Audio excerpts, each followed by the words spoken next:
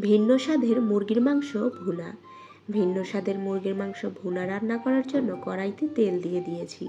এরপরে দিয়ে দিয়েছি পেঁয়াজ কুচি।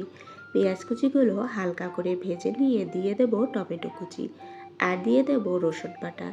এবার একটু নাড়াচাড়া দিয়ে দিয়ে দেব পরিমাণ মতো লবণ আর মরিচ গুঁড়ো।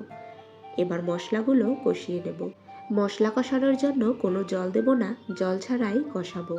এরপরে দিয়ে দেব মুরগির মাংস। আজকে মুরগির মাংস রান্না করার জন্য জিরার গুঁড়ো বা ধনিয়ার গুঁড়ো, গরম মশলা কোনো কিছুই দেব না। এরপরে দিয়ে দেব হলুদ গুঁড়ো আর আদা বাটা। এবার সব কিছু খুব ভালোভাবে কষিয়ে নেব। মাংস থেকে অনেকটাই জল ছেড়েছে, এই জলেই মাংসগুলো কষানো হয়ে যাবে। মাংসগুলো খুব ভালোভাবে কষিয়ে নিয়েছি, দিয়ে দেব পরিমাণ মতো জল। এবার নাড়াচাড়া দিয়ে রান্না করে নেব। একবার হলেও এইভাবে মাংস রান্না করে খেয়ে দেখবেন, খেতে কিন্তু খুবই ভালো লাগে।